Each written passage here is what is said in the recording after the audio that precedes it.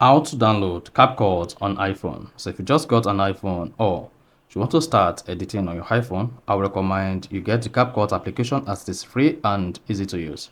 It has similar interface like the Capcut on Android. So if you're planning to get this on your iPhone, then here are the steps you need to take. So if none of this you found this offer informative, please don't forget to like and then subscribe. Now to download Capcut on iPhone, all you just need to do is go ahead and open the App Store on your iPhone. Once you open the App Store app on your iPhone, click on the Spotlight search at the bottom right. Then come here and then search for Capcut. Click on search. Once you click on search, hang on. Then you should see the Capcut application. If you've already downloaded the Capcut application once and uninstalled it, you're going to see the cloud icon instead of the download icon. Just click on it. Then on this page, go ahead and click on the download or declared account.